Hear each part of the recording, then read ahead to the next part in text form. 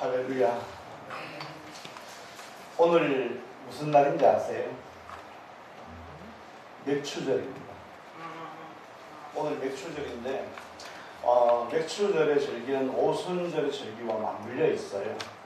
예, 무슨 얘기냐면 참 하나님의 역사는 신비한 것이 성경의 약속의 말씀대로 6월절 어린 양으로 주님이 희생이 되시고 바로 그 다음 날이 안식일 이후에 첫날이 초실절이거든요.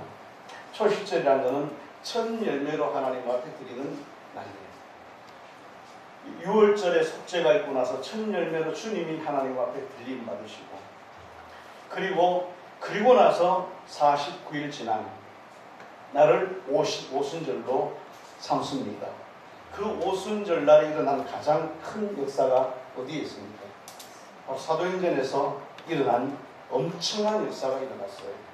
오순절의 날 절기는 맥추절과 거의 같이 맞물려 있습니다. 그 얘기는 무슨 얘기냐면은 첫 수확이 일어나는 때예요. 그러면 영적인 측면에서 하나님이 왜 그 절기를 주셨는가 우리가 생각을 해보면 예수님의 속죄로 말미암아 우리가 부속함을 받고 그리고 주님이 영광을 얻으시고 그 이후에 약속하신 그날 오순절날 기념하게 되는 그날에 하나님이 약속대로 성령을 초대교회 성도들에게 부어주셨어요. 이 놀라운 역사가 정확하게 절기를 따라 주님이 역사하셨다는 것은 우리에게 아주 큰 의미가 있습니다. 할렐루야. 이제 우리에게 이 시대에 남아있는 것은 두 가지가 남아있어요. 앞으로 다가올 나팔절 그리고 마지막 수장절, 영원한 천국에 들어가는 날, 주님 재림하시는 날, 영원한 대속죄 역사가 일어나는 날, 그것만 우리 시대에 남아있음을 믿어야 될 줄로 믿습니다. 할렐루야.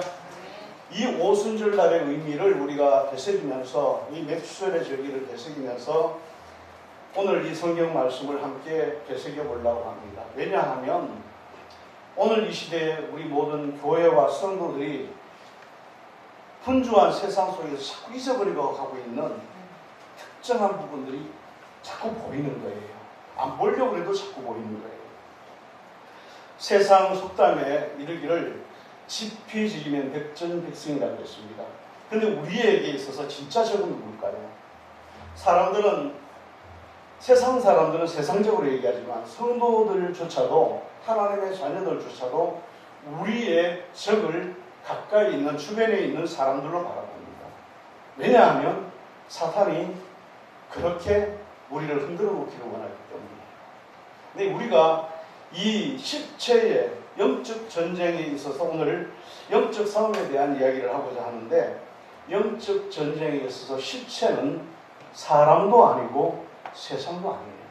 이 실체는 곧 사탄임을 알아야 될 줄로 믿습니다. 언제가 말씀을 전할 때 잠깐 얘기 드렸던 것처럼 이 영적 전쟁의 시작은 에덴 동산에서 시작됐어요. 주님과 사탄의 전쟁이에요. 예수님과 마귀의 전쟁이에요. 그 중간에 결국 인간이 사단에게 넘어가게 된 것이고 인간이 사단에게 귀속되었기 때문에 법적으로 영원히 구원받을 수 없는 버려진 존재였지만 주님이 친히 희생하심으로 우리가 그 값으로 그 속박에서 벗어지는 역사가 일어나게 된 거예요. 그러니까 믿지 않으면 구원받지 못한다는 아주 명확한 명제가 바로 거기에 있는 거예요. 주님의 속죄가 없으면 법적으로 사탄에게 해방되지 못한다. 할렐루야. 그 부분을 우리가 생각하고 그러면 우리가 싸우는 이 싸움도 무슨 싸움이냐? 영적인 싸움이에요. 눈으로 보이는 모든 것들이 일어나는 현상은 그냥 예수님 말씀하셨지 않습니까? 나뭇가지가 흔들리는 것을 보면 바람이 있는 것을 알지만 그 바람이 눈에 보이느냐? 안 보이잖아요. 그렇죠? 우리 주변에 일어나는 수많은 일들, 우리 환경에서 일어나는 수많은 상황들, 또 요즘 얼마나 세상이 시끄럽습니까? 전쟁은 전쟁대로, 나라는 나라대로 안 시끄러운 역사가 거의 없어요. 일제 때는 일제대로 고통을 받고 또 해방되고 나니까 한국 안에서 그냥 전쟁이 일어났잖아요. 뭐 불과 해방되고 나서 1년도 안 돼서 여수순천에서 그 사태가 일어나서 1000명이 넘는 사람들 학살을 당하고 어마어마한 사고가 났잖아요. 이 혼란한 세상 속에서 살아가는데 지금도 세상이 이렇게 혼란스러워요. 이 일은 항상 일어납니다. 왜 예수님께서 총칼과 무기로 갖고 로마 군대와 싸우라고 말씀하지 않으시고 기도하라고 말씀하시는 거 우리를 생각해야 될 줄로 믿습니다. 오늘 우리 이 성경 말씀을 보기 전에 우리가 베드로전서 5장 8절에서 9절 말씀 함께 같이 공독하시겠습니다. 근신하라 깨어라 너희 회중 마귀가 무는 사자같이 돌아다니며 삼킬 자를 틈나니 너희는 믿음을 굳게 하여 저를 대적하라. 이는 세상에 있는 너희 형제들도 동일한 고난을 당하는 줄 압니다. 바람이 어디에서 일어나죠? 보이지 않는 곳에서 일어나요. 근데 바람은 실체가 있어요, 없어요? 분명히 있는 거예요. 사탄도 실체가 있어요. 영적인 세계에 실체가 있어요. 그 실체가 있는데 우리가 그것을 생각하지 않고 눈에 보이는 현상 세계에 일어난 일들만 가지고 모든 것을 판단하면 서로 원망하고 불평하고 낙담하고 좌절하고 환경을 만날 때마다 그 환경 속에서 결국 벗어나기를 하지를 못하고 그 속에 매몰되는 일들이 우리에게 너무 많이 일어납니다. 이 오순절날 우리가 분명히 기억해야 될 것입니다. 우리의 싸움은 영적 싸움임을 믿어야 될 줄로 믿습니다. 이제 예전에도 잠깐 드렸던 말씀이 기억나실지 몰라요. 목회를 하다 보니까 하나님이 참 많은 경험을 하게 하셨어요. 목회 시작하기 전부터 사탄의 역사가 내게 일어날 때 일어나는 현상을 보게 되고요. 하나님의 역사가 내게 일어날 때 일어나는 현상을 보게 되고요. 내 주변에서 일어나는 영적인 역사가 일어날 때 그 역사로 말미암아 우리에게 어떤 환경이 일어나는지 보게 되는 거예요. 하나님이 그것만 가르치시는 거예요. 저는 청년 시절에 우리나라의 최초의 제자 훈련의 기본적인 모든 양육을 과정을 다 거쳤고, 그리고 최초의 청소년 교육 프로그램에 아마 제가 그때 대구 경북 지역에서 저 신앙생활을 하던 청년 시절인데 우리만큼 앞서 있던 교회가 없었어요. 그런 부분. 그래서 사역을 하면서도 그런 쪽으로 교육을 하려고 교재라고 하는 교재를 무지하게 많이 준비하고요. 해마다 온갖 교재를 준비해서 그걸 갖고 말씀을 가르치고 하고 싶어서 청소년들을 양육하고 하고 싶어서 그 일을 참 많이 시도를 했습니다. 그런데 열매가 시원치가 않아요. 열매가 시원치가 않아요. 그런데 하나님이 기도하는데 느닷없이 시골로 가라고 그래요. 금식하고 기도하는데 시골 가라고 해서 시골을 갔더니 정말 암흑천지예요. 성경을 보자면 성경책을 거꾸로 펴놓고 있고 온 지역에 보니까 안식일교회가 들어와서 35년을 자리 앉았고 일본에서 남묘호랑교가 들어와서 그 지역에 남원에서 들어와서 그 지역의 토대를 잡고 대한민국으로 퍼져나가게 된 그 중심에 조합장들을 중심으로 동네 유지들이 다 거기에 빠져있고 통일교가 들어와서 이장 중심으로 다 모여있고 가을만 되면 국내에서 가장 큰 마을인데 가을만 되면 시내라고 산 꼭대기에 올라가서 그냥 온 마을 주민들이 모여가지고 시족사니까 모여서 제사를 지내고 말도 못하는 일이 많아요. 뭐 가서 보니까 보이는 게 이론으로 할 수 있는 게 하나도 없어요. 머리로 할 수 있는 게 하나도 없어요. 지식으로 전달할 수 있는 게 없어요. 근데 보면 안전뱅이가 있거나 병자들이 있거나 귀신 들린 사람이 있거나 귀신 들린 사람 제일 많이 봤을 거 있어요. 실제로 당하는 현장이에요. 근데 하나님이 왜 그쪽으로 보내셨는가 나중에 알고 봤더니 오늘 우리가 복음독하고 또 깨달아야 될 이 말씀에 대한 것들을 제게 알게 하시려고 하셨다는 생각을 하지 않을 수가 없었습니다. 주님 오실 때, 특별히 주님 오실 때가 가까워질수록 우리 성도들이 우리 살아가는 삶이 말도 못하게 힘들어지고 어려운 환경들이 와요. 쓸데없이 바빠지고 이익도 없는 환경에 매몰되고 또 환경에 따라서 움직이다 보면 본의 아니게 모든 것이 무너지는 현상을 경험하기도 하고 현재 일어나는 일들 중에 우리의 힘으로 감당할 수 있는 게 없어요. 특별히 자녀들 두신 분들, 우리 국민의 자매 꼭 캐나다 가시죠. 자녀들 때문에 노심초사 많이 하죠. 머리로 가르치게 하지 마세요. 지식으로 가르치게 하지 마세요. 바꿔놓을 수 있는 건 기도입니다. 그리고 하나님의 능력이에요. 하나님이 간섭하시면 다 바뀝니다. 사람의 힘으로 이 영적 싸움을 바꿀 수 있다 불가능합니다. 사람의 심리 상태나 내적 변화를 일어나는 것은 곧 성령이 우리 가운데 역사를 하시고 어둠을 몰아내 주셔야지 가능합니다. 우리의 힘으로 할 수 있으면 주님이 십자가를 지시 않으실 것이고, 우리의 힘으로 할 수 있는 일이고 우리의 지식으로 할 수 있는 것이면 주님께서 그렇게 기도하라 말씀하지 않으셨고, 그렇게 하나님을 의지하고 성령의 도우심을 기다리라고 말씀하지 않았을 거예요. 우리가 이 착각에서 벗어나지 않으면 우리는 이 마지막 때 주님을 만나기까지 우리의 삶이, 우리의 이 세상을 살아가는 삶이 참 녹록지 않을 겁니다. 그러나 우리가 이 사실을 깨닫는 동안에 우리에게는 놀라운 하나님의 역사가 있을 줄로 믿습니다. 요즘 이제 과학들이 많이 발달되면서 사람의 수명을 뭐가 유지하는지를 알려줘요. 텔로미어라고 하는 인간의 유전자 속에 있는 한 그 구성체가, 그것이 결국 인간의 수명을 결정하는데, 교토대 신야 야나나카라고 하는 교수가 연구를 하다가 뭘 발견했냐면, 지중해에 있던 어떤 해파리를 하나를 찾았는데 2년 동안 자기 실험실에서 보니까 이 해파리가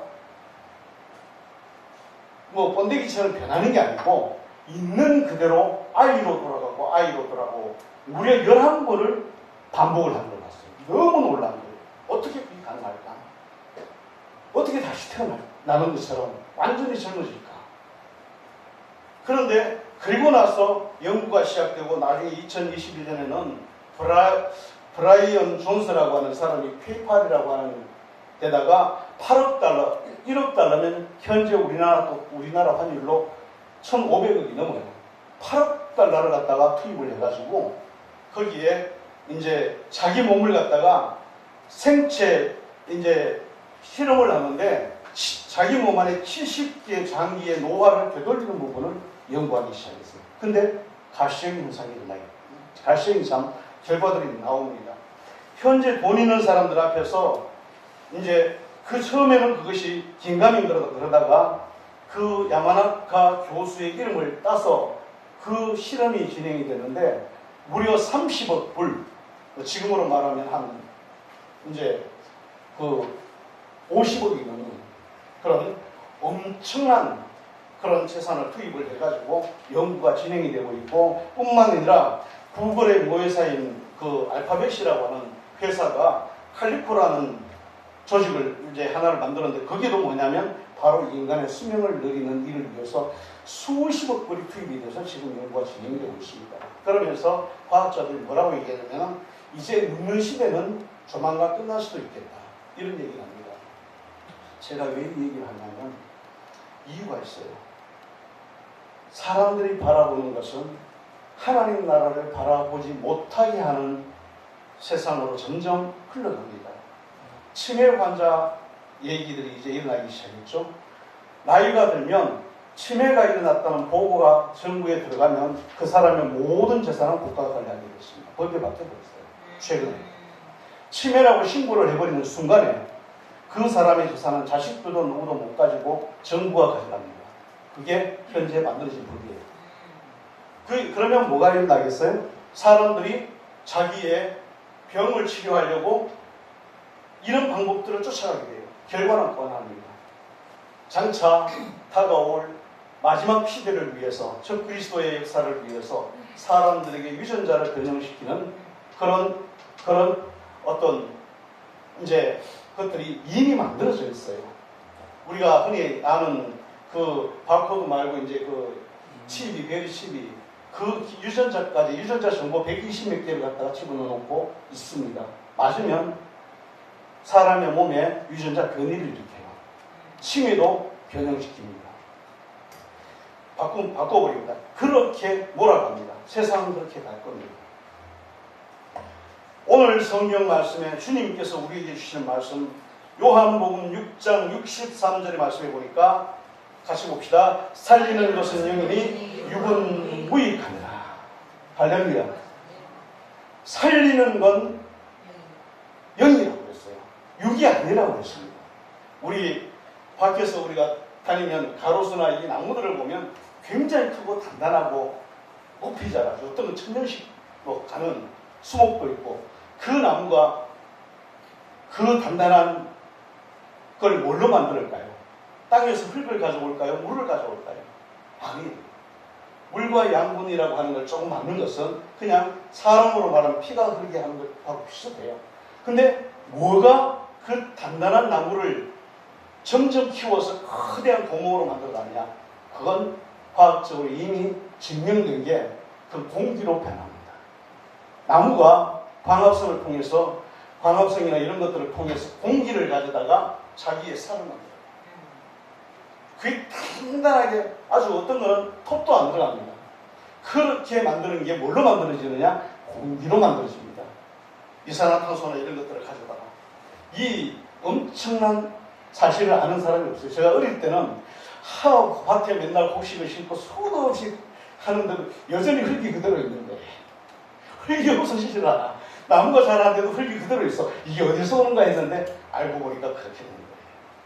이 얘기를 왜 드리냐? 우리의 삶도 마찬가지입니다. 인간의 삶도 우리를 살린 건 눈에 보이는 물질이 아니에요.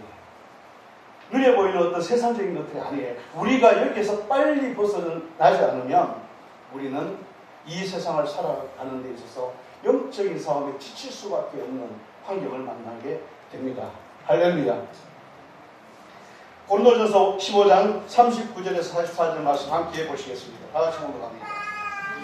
육체는 다 같은 육체가 아니니 하나는 사람의 육체, 하나는 짐승의 육체요, 하나는 새의 육체요, 하나는 물고기의 육체라. 하늘에 속한 형체도 있고 땅에 속한 형체도 있으나 하늘에 속한 것의 영광이 따로 있고 땅에 속한 것의 영광도 따라 있으니 해의 영광도 다르고 달의 영광도 다르며 별의 영광도 다른데 별과 별의 영광이 다르다. 여기서부터 같이 봅시다. 죽은 자의 부활도 그와 같으니 썩을 것으로 심고 썩지 아니할 것으로 다시 살아나며, 욕된 것으로 심고 영광스러운 것으로 다시 살아나며, 악한 것으로 심고 강한 것으로 다시 살아나며, 육의 몸으로 심고 신령한 몸으로 다시 살아나니 육의 몸이 있은즉 영영도 있느니라. 할렐루야.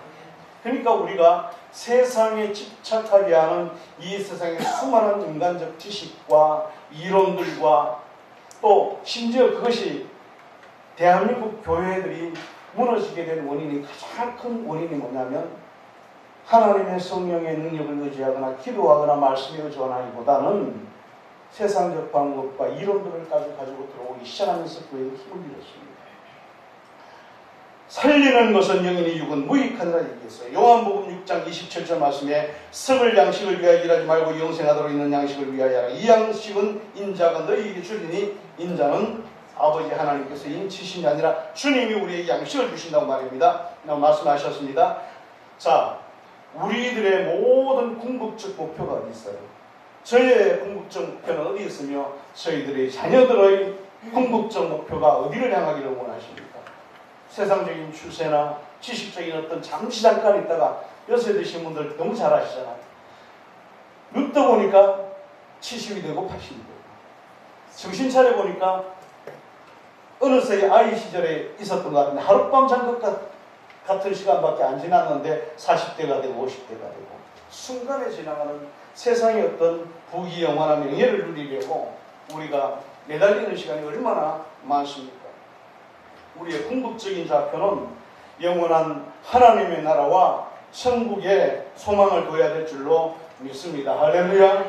그럴 때 우리는 희망을, 진짜 희망을 붙잡을 수 있어요. 가짜 희망이 아니라 있다가 사라지는 둥근 구름 같은 그런 세상적 영광이 아니라 하나님 우리에게 주시는 놀라운 은혜로 우리가 장차 이 승리하는 길에 설 수 있게 된다고 성경 우리에게 말씀하고 있습니다. 오늘 같이 보십시다. 개혁성경 이제 개역 개정인데 제가 성경을 잘못 옮겼습니다. 에베소서 6장 10절 11절 말씀 같이 보십시다. 정말로 너희가 주 안에서와 그 힘의 능력으로 강건하여지고 마귀의 계기를 행히 대적하기 위하여 하나님의 전신갑주를 입으라. 뭐라고 그랬어요? 뭘 하라고 했어요? 지식을 쌓으라고 했습니까? 능력을 키우라고 했습니까? 성경 그 말씀 단 한 구절도 나오지 않습니다. 예수님은 그렇게 말씀하신 적이 우리에게 없습니다. 뭐라고 말씀하고 있습니까? 주님께서 사도 바울을 통하여 우리에게 주시는 말씀이 마귀의 괴계를 능히 대적하기 위하여 하나님의 전신 갑주를 입으라. 할렐루야. 다른 것으로 우리가 세상을 이길 수 있는 방법이 없습니다. 에베소 6장 11절 말씀 우리 같이 보십시다. 다시 한번 보십시다. 우리의 씨름은 혈과 육에 대한 것이 아니요 정사와 권세와 이 어둠의 세상 주관자들과 하늘에 있는 악한 영들이라. 아주 정확하게 명확하게 사도 바울의 입술을 통하여 우리에게 싸워야 할 대상을 가르치고 있습니다. 이 사실을 우리가 인지하지 않으면 우리는 해나갈 수가 없습니다. 그래서 에베소 6장 13절에 보니까 그러므로 이 싸움을 싸우기 위하여 어떻게 해야 되느냐? 하나님의 전신갑주를 취하라. 이는 악한 날에 너희가 능히 대적하고 모든 일을 행하기 위해 서기 위함이다. 하나님 앞에 설 수 있게 되기 위함이다. 뭘로 싸워요?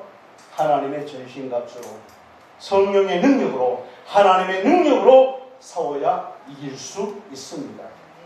제가 두 가지 수많은 은혜를 통해 주신 일들이 많지만 두 가지만 간단하게 말씀드리면, 한 번은 제가 청년 시절에 이제 그때 군에 가기도 군에 갔다 막 온 직후였던 것 같은데 한 일주일 동안 조암산 기도원이라고 이제 단식도 하면서 금식을 하면서 지냈는데 하나님 한 번 경험을 하게 하신 적이 있어요. 우리 성도님들 가운데 대부분 또 우리 목사님들은 뭐 당연히 그런 경험들을 가지셨지만 하는 순간에 내가 세상에 있는 사람이 아니다. 어떻게 세상에 있는 사람이 아니냐? 의식이 바뀌고 생각이 바뀌고 세상이 나와 다른 것 같아요. 세상에 보여지는 하다못해 지나가는 길거리에서 바라보는 영화 포스터조차 싫은 거예요. 그냥 세상적인 것이 그냥 싫고 그냥 내가 하늘에 있는 것 같아요. 이상한 상태가 한 일주일 동안 지속되는 걸 제가 느꼈습니다.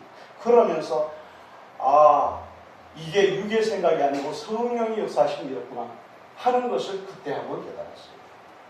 또 한 번은 어떤 일이 있었냐면 제가 신탄지 쪽에 교회 사역을 하고 있을 때 교회가 개척가 얼마 되지 않아서 되게 힘들 때 우리 사모가 이제 여러 가지 늘 뭐 기도하기를 좋아하는 사람이니까 신학교 때도 같이 이제 삼각산 산기도 다니고 뭐 그랬던 적이 있었는데 일주일을 금식을 하는 거예요. 집에서 일주일을 금식을 하는데 금식을 하는 시간 동안에 첫째 날, 둘째 날, 셋째 날은 그냥 우리가 살아가듯이 평상 뭐 지금 같은 시간이 되더라고요. 근데 3일째가 지나기 시작하면서 뭐가 바뀌냐면 내 영적 상태가 바뀌어요. 다른 사람이 바뀌는 게 아니고 내가 느끼는 감정이 바뀌고 내가 느끼는 의식이 바뀌고 내가 바라보는 시각이 달라지고 하나님의 말씀이 들어오는 게 차원이 달라요. 내 속에 들어오는 게. 금식을 내가 하고 있습니까? 지금 사모가 하고 있습니다. 그런데 그런 역사가 내 현장 속에서 일어나기 시작합니다. 깜짝 놀랐습니다. 기도에 힘든 거. 오늘 우리가 이 명확한 사실을 눈앞에 두고도 우리가 여전히 세상적인 방법으로 어떤 것들을 바라본다면 우리는 이 영적 싸움의 승리자가 되기가 쉽지 않습니다. 하나님의 말씀이 능력이 있어서 우리를 넘어지지 않게 하고 쓰러지지 않게 붙잡아 주시겠지만 그럼에도 불구하고 영적 싸움을 치기에는 부족하다. 자, 그래서 오늘 여기 성경 말씀에 하나님의 전신갑주를 입으라. 할렐루야. 스가랴서 4장 6절 말씀 같이 보십시다. 그가 내게 대답하여 이르되 여호와께서 스룹바벨에게 하신 말씀이 이라니 만군의 여호와께서 말씀하시기를 이는 힘으로 되지 아니하며 능으로 되지 아니하며 오직 나의 영으로 되느니라. 뭘로 된다고요? 하나님의 영으로 되는 겁니다. 이스라엘 백성이 가나안 땅을 들어가는 날 동안 딱 두 가지가 이스라엘 백성을 이겼습니다. 뭡니까? 다 아시죠? 구름 기둥, 그 기둥이에요. 하나는 하나님의 말씀을 상징하고 성경을 보면 그 내용이 너무 명확하게 나와 있어요. 하나는 하나님의 말씀을 상징하고 하나님의 성령의 능력을 상징합니다. 어둠이 오고 밤이 깊어지면 그 구름 기둥 가운데 불길이 있어서 그 불이 이스라엘을 그 사막의 추위에서 가려주고 그 불기둥이 어둠을 밝혀주고 그 황량한 사막의 길을 가게 합니다. 광명한 뜨거운 때알듯이 내릴 때는 한낮이 되면 그 구름 기둥이 이스라엘을 감싸서 그들을 가나안 땅으로 갈 때까지 지켜줍니다. 이건 큰 상징이 들어있습니다. 오늘 우리가 하나님의 말씀도 중요하고 하나님의 지혜도 우리에게 중요하지만 거기에 더얹어 성령의 능력이 우리에게 함께 있어져야 될 줄 믿습니다. 할렐루야. 로마서서 10장 5절에서 7절 말씀을 함께 보십시다. 거기에도 중요한 말씀이 하나 있습니다. 모세가 기록하되 율법으로 말미암는 의를 행하는 사람은 그 의로 살리라 하였거니와 믿음으로 말미암는 의는 이같이 말하되 내 마음에 누가 하늘에 올라가겠느냐 하지 말라 하니 올라가겠느냐 하면 그리스도를 모셔드리는 것입니다. 혹은 누가 무지갱으로 내려가겠느냐 하지 말라 하니 내려가겠느냐 하면 그리스도를 죽은 자 가운데서 자기가 모셔 올리려는 것이다. 그러므로 우리가 세상을 살아감에 있어서 주님의 능력을 빼고서 어떤 것들을 해나간다는 것은 참 어리석은 생각입니다. 왜냐하면 우리는 사람으로 싸우는 게 아니거든요. 그럼 전쟁을 해야죠. 근데 우리가 세상의 어떤 구조와 조직들과 대치를 하려고 하면 그냥 세상적인 방법으로 싸워야죠. 근데 성경은 우리 한 번도 그 얘기한 적이 없어요.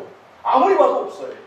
주님이 말씀하신 것은 구약시대는 어리석은 이스라엘 백성들이 그 깊이 있는 은혜를 잘 모를 때니까 그랬지만 주님이 오시고 나서 한 번도 그렇게 얘기하신 적이 없다는 명확한 사실입니다. 마가복음 본문을 읽지 않습니다. 마가복음 9장 14절에서 29절 말씀에 보면 거기에 한 귀신 들린 아들을 데리고 온 아버지가 제자들 앞에서 예수님 변화산에 올라가서 기도하시고 내려오니까 귀신을 쫓아내달라고 왔는데 쫓아내지는 못하고 되게 이제 문제가 일어납니다. 그때 주님께서 하신 말씀이 하나가 있습니다. 믿음이 없는 세대에 내가 언제까지 너희와 함께 있으며 언제까지 너희를 참아야 하겠느냐. 그 아이를 데려오라 그러고 나서 다 귀신을 쫓아내고 이제 난 뒤에 제자들이 주님에게 묻습니다. 예수님, 주님, 왜 우리는 그걸 쫓아내지 못했습니까? 제자들이 묻는 거예요. 왜 우리는 안 되나요? 못했나요? 예수님 뭐라고 하셨어요? 내가 할 수 있다 하신 게 아니에요. 내가 없어서 안 됐다 그렇게 얘기 안 하셨어요.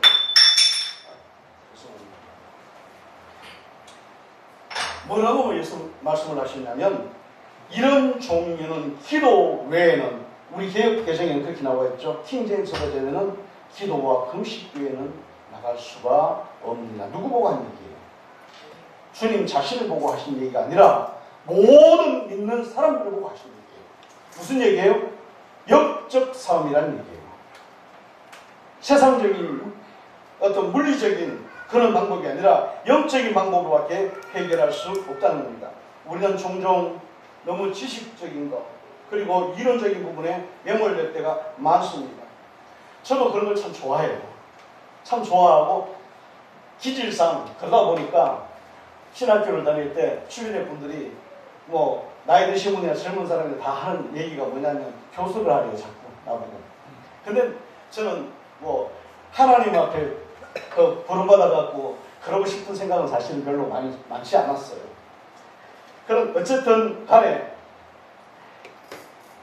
굉장히 우리가 지식적인 것, 이론적인 것에 우리도 모르게 매몰되어 있다가 정말 주님께서 오늘 성경 말씀, 에베소서 말씀에 말씀하신 것처럼 우리가 싸워야 될 진짜 영적 전쟁, 치열한 전쟁, 바로 이 부분에 대한 경각심을 성경은 계속해서 우리에게 올려주고 있는데, 하나님의 말씀, 우리 경각심을 계속 던지고 있는데, 자녀들을 위해서 우리가 세상적인 것들을 많이 해주려고 그러고, 주변의 환경들을 위해서 우리가 뭘 자꾸 많이 하려고 그러고, 인간적으로 어떤 것들을 자꾸 만들어서 그걸 가지고 뭔가를 바꿔보려고 그러고, 우리가 그렇게 시도할 때가 너무 많아요. 저도 마찬가지입니다. 수없는 시행착오들을 살아가면서 겪습니다. 근데 결론은 딱 하나예요. 하나님의 능력으로. 할렐루야. 하나님의 능력으로, 하나님의 권능으로만이 이 모든 역사를 우리가 헤쳐나갈 수 있고 승리할 수 있음을 믿습니다. 고린도전서 4장 20절 말씀에 사도 바울은 이렇게 말씀하고 있습니다. 하나님의 나라는 말에 있지 아니하고 능력에 있습니다. 말이라고 하는 것 속에는 세상의 지식적인 것만 얘기하는 게 아니에요. 우리가 읊조리는, 또 바리새인들과 서기관들이 그렇게 읊어대는 하나님의 말씀, 그것을 말로 갖고 어떤 것들의 역사를 이룰 수 있을 것이다 생각하지 말라는 거예요. 하나님의 나라는 말에 있지 않고 오직 능력이 있느니라. 초대교회 역사를 한번 보십시다. 사도 바울도 복음을 전하는 가운데 그런 일들이 참 많았어요. 뭐 지식을 갖고 아는 것 다 동원해갖고 복음을 전해보려고 하는데 안 되는 거예요. 역사가 안 일어나요. 얼마나 탁월합니까? 당대의 최고의 가말리엘 문화생, 우리나라만 서울대, 법대 최고 수제자니까 뭐 수석한 사람이나 똑같고, 로마 시민권 가졌고, 지금으로 말하는 한국과 미국 국籍 다 가지고, 그 탁월한 위치에 있던 사람이 가지고 있는 그 지식을 갖고 해보려고 해도 안 됐어요. 바울 사도가 깨달은 것은 힘으로 되지 않고 능으로 되지 않는다고 하는 하나님의 말씀, 그 말씀밖에 없는 거예요. 그래서 하나님의 나라는 말에 있지 않고 능력에 있느니라. 우리가 지금 살아가는 이 시대도 마찬가지예요. 세상이 얼마나 복잡해요. 내일 일을 우리가 알 수가 없어요. 내일 무슨 일이 일어날지 모릅니다. 앞으로 어떤 현상이 다가올지 모릅니다. 우리의 환경 속에 무엇이 우리를 옥죄올지도 모르고, 어떤 환경이 일어날지도 모르고, 주님 보실 때까지 사탄은 가만히 있겠습니까? 성경 말씀에 분명히 말씀했습니다. 악한 원수 마귀가 지금도 우는 사자처럼 두루 삼킬 자를 찾아 다닌다. 심지어 믿는 자까지 넘어지게 하고 역사하고 있다. 마지막 때에 얼마나 심하겠어요. 그 싸움이 얼마나 심하겠어요. 가정을 해체시키고, 조직을 해체시키고, 사회, 교회를 무너뜨리고, 모든 관계를 다 무너뜨리는 이 영적 전쟁을 우리가 기도하지 않으면 안 됩니다. 사도행전 1장 4절에서 8절 말씀 같이 봅시다. 예수님께서 하신 말씀입니다. 주님이 주셨던 말씀, 이 오순절 사건이 있기 직전에 있었던 말씀입니다. 사도와 같이 모이사 저에게 분부하여, 다 같이 봉독합니다. 1장 4절에서 8절. 사도와 같이 모이사 저에게 분부하여 가라사대 예루살렘을 떠나지 말고 내게 들은 바 아버지의 약속하신 곳을 기다리라. 요한은 물로 세례를 베풀었으나 너희는 연날이 못되어 성령으로 세례를 받으리라 하셨느니라. 저희가 모였을 때 예수께 묻자와 가로되 주께서 이스라엘 나라를 회복하심이 있다니까 하니, 가라사대 때와 기한은 아버지께서 자기의 권한에 두셨으니 너희의 알 바 아니 오직 성령이 너희에게 임하시면, 성령이 너희에게 임하시면 너희가 권능을 받고 예루살렘과 온 유대와 사마리아와 땅 끝까지 내 증인이 되리라. 할렐루야. 할렐루야. 500여 형제들이, 고린도 성도에 보니까 남자들만 500명입니다. 500여의 형제들이 있고 여자들까지 얼마나 많겠어요. 수천 명이 모인 자리에 주님이 승천에 올라가셨습니다. 그리고 나서 예루살렘에 그 말씀을 따라서 모여있던 무리는 남녀 합쳐서 125명, 마가 요한 다락방에 125명만 모여 앉아 있었습니다. 그런데 역사가 언제 일어납니까? 주님이 승천하시고 열흘 뒤 말씀하신 오순절날 어김없이 하나님의 성령의 기름 부음이 쏟아지게 되고, 그와 더불어서 초대교회 역사가 시작되기 시작하고, 그와 더불어서 모든 복음을 전하는 사람들이 베드로와 요한도 가서 복음을 전하는데 뭘로 했습니까? 자기 지식으로 주님에게 배웠던 말씀으로 했습니까? 은과 금은 내게 없으나 내게 있는 것으로 네게 주는 나사렛 예수 그리스도의 이름으로 일어나 걸어라. 할렐루야. 그것부터 시작이잖아요. 바울이 복음을 전하고 말씀을 전하라고 그러다가 붙잡혀 감옥에 갇혔죠. 죽으라고 복음을 전하는데 듣지도 않아요. 총독들을 향해서 별 얘기를 다 하고 자기가 로마 시민권이라는 얘기를 다 해도 그걸 갖고 받아들이잖아요. 감옥에서 채찍에 맞고 지하 감옥에 흙으로 만들어진 지하 감옥이니까 온갖 벌레들이 드글드글하는 그 속에 쇠고름을 차고 있는데 주님이 역사하십니다. 옥문이 끼어지고 어마어마한 역사가 지진이 일어나고 놀라운 역사가 일어납니다. 뭘로 일어났습니까? 바로 그 전도의 역사가 사도 바울이 의지하는 하나님의 능력으로 된 거예요. 사람의 힘으로 된 게 아닙니다. 예수님께서 오늘 말씀하셨던 말씀 여기에 보니까 4절 말씀에 내게 들은 바 아버지의 약속하신 것. 그 약속하신 게 뭐죠? 내게 들은 바 주님이 하셨던 말씀 내게 들은 바 아버지 약속하신 것. 요한복음 6장 63절에 살리는 것은 영이니 육은 무익하니라 라고 말씀하신 주님께서 요한복음 14장 25절 27절 말씀에 뭐라고 말씀하는지 한번 보십시다. 다시 오십니다. 내가 아직 너희와 함께 있어서 이 말을 너희에게 하였거니와 보혜사 곧 아버지께서 내 이름으로 보내실 성령 그가 너희에게 모든 것을 가르치시고 내가 너희에게 말한 모든 것을 생각나게 하시고. 할렐루야. 주님이 이 말씀하셨다는 거예요. 내가 너희에게 말한 약속하신 것, 내가 너희들에게 말한 제자들에게 말씀하신 것, 내가 너희들에게 말한 그것을 약속하신 것을 기다리라. 뭘 기다리라요? 내가 가고 나면 아버지께서 보혜사 성령을 보내주실 테니 그때까지 기다리라. 예루살렘을 떠나지 말고.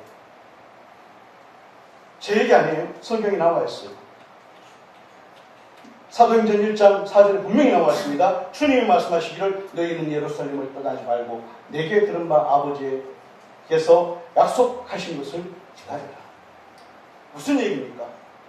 결국은 하나님의 능력으로 시작되는 일이에요. 교회도 하나님의 능력으로 시작되고 구약시대에 말씀이 없어서 역사가 안 일어났나요? 하나님의 성령의 능력이 죄인된 이스라엘 백성들이 속죄가 이루어지지 않은 상태에서 성령이 오실 수 없었기 때문에. 그러나 예수님의 십자가의 피값으로 속죄를 입은 하나님의 자녀들은 합법적으로 하나님의 성령이 임재하실 수 있는 역사가 있음을 믿어야 될 줄로 믿습니다. 그 능력이 교회를 세우고 그 능력이 저와 여러분의 가정을 세우고 그 능력이 세상을 이기게 하고 그 능력이 나라와 민족을 바꾸게 됩니다. 할렐루야. 우리에게 이것이 있어야 될 줄로 믿습니다. 대한민국의 교회 역사가 어떻게 시작된지 아십니까? 뭐 대충 다 아시겠지만 제가 누구 앞에 문자 쓴다고 우리 이제 교회사 강의하시는 목사님 계신데 대한민국의 교회 역사는 1903년 원산 캐나다 선교사 하기 때문에 시작됐습니다. 우리나라에 복음을 전하러 온 수많은 사람들이 있었지만 그러나 첫 시작은 거기에서 시작됐어요. 오다가 대동강에서 순교하신 선교사님들 어떤 분들은 언더우드와 대세로부터 시작해서 많은 이야기를 하지만 뿌리는 거기에서 시작됐어요. 어떻게 됐느냐? 원산에 있던 그 하리 선교사가 자기가 사역을 하거나 뭘 하거나 이 조선 땅에 살 수 있는 게 아무것도 없는 거예요. 너무 무력해서 영적으로 지치고 힘들어서 자기 무력함을 갖고 주변에 있는 사람들이 하수인을 하기 시작한 거예요. 도저히 능력도 안 나타나고 역사도 안 일어나고 할 수가 없고 이 조선 땅에서 복음을 전할 수가 없다고 좌절을 하고 절망을 합니다. 한일낙방 되기 직전이니까 세상은 얼마나 시끄러웠어요. 그런데 그때 그 얘기를 듣고 있던 사람이 같이 기도하자고 모이기 시작한 게 원산에서 기도하기 시작합니다. 모여서 기도를 하는데 기도를 하고 한 달, 두 달이 지나면서 불이 붙기 시작하고 이 소문이 어디로 퍼지냐면 영국으로 퍼집니다. 그러면서 영국에서 어떤 일이 일어나냐면 1904년과 5년 사이에 웨일스에서 대부흥운동이 터져버려요. 이 소식에 웨일스의 부흥운동의 뿌리가 어디냐면 원산에서 있는 하리 선교사의 기도문이에요. 그 소식이 영국에서 증거되면서 조선을 위해서 기도하고 그러면서 거기에서 기도하다가 터지는 게 웨일스 사건이 터져요. 웨일스 대부흥운동이 일어납니다. 그리고 그 소문이 퍼지면서 연달아 무슨 일이 일어나냐면 인도에서 1905년 전후에 영적 각성 기도 운동이 일어납니다. 그냥 온 게 아니라 뿌리는 원산에서 나비성을 잡게 했었어요. 그러더니 가서 영국에 불이 붙고요. 그러더니 가서 그것이 인도로 가서 인도에 부흥운동이 일어나고 이 기도의 각성운동이 일어나기 시작합니다. 그것이 1905년 전후예요. 그리고 나서 불과 2년 사이에 우리나라의 1907년에 평양 대부흥운동이 터져버립니다. 뭘로 시작됐습니까? 딱 사도행전에 나와 있는 주님이 말씀하셨던 그 사도행전 1장에 나와 있는 모든 말씀과 일맥상통합니다.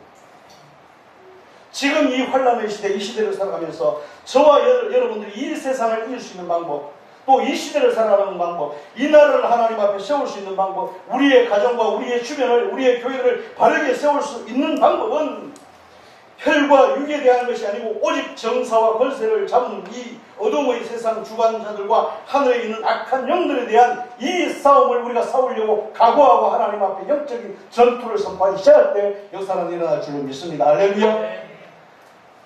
말씀을 정리하려고 합니다.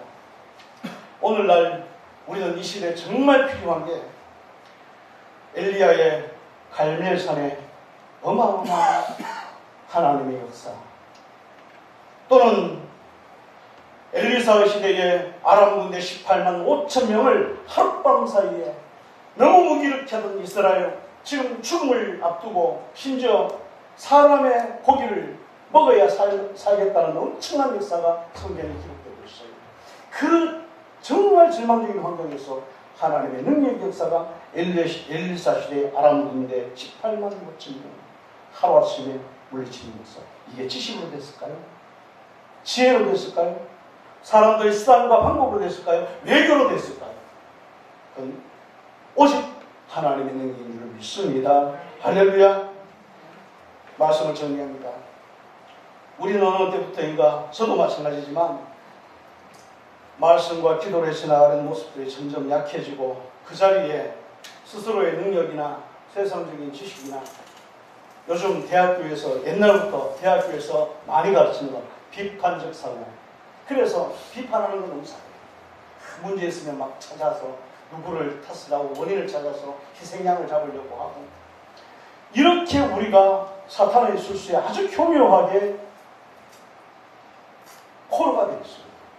우리는 이 환경을 벗어내는 것은 오직 오늘 주님께서 말씀하셨던 그 말씀, 아버지께서 약속하신 그것, 그리고 사도 바울이 그렇게 목에 힘을 주며 에베소 교회 성도들을 향해서 모든 말씀을 마치고 마지막에 내가 너희에게 말하노니 라고 하셨던 오늘 성경의 말씀 다 함께 같이 한 번 더 봉독하시겠습니다. 말씀 같이 한번 보시겠습니다. 사도행전 1장, 에베소서 1장 10절에서 13절까지만 같이 한번 보십시다. 끝으로 너희가 주 안에서와 그 힘의 능력으로 강건하여지고 마귀의 같이 한번 보시겠습니다.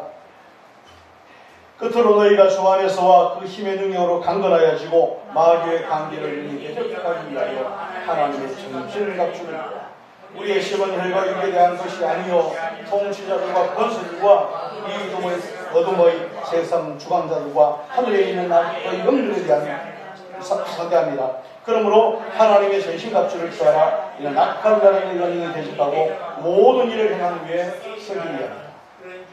할렐루야. 세부적인 내용은 성경을 보면 너무 자세히 나와 있으니까 제가 설명하지 않아도 너무 잘하신 우리 성도님들이시니까 우리는 방향을 다시 한 번 더 다잡아서 이 시대를 헤쳐나가는 능력이 어디로부터 어떻게 우리에게 임해야 우리가 이 환경을 헤치고 이 시대를 살아내고 주님 오시는 날 주님 앞에 우리가 승리하는 영적 전부에서 사탄의 권세를 무력화시키고 승리하는 하나님의 자녀로 설 수 있는지를 다시 한번 우리가 깊이 묵상하고 기도하고 하나님 앞에 설 수 있게 되기를 바랍니다.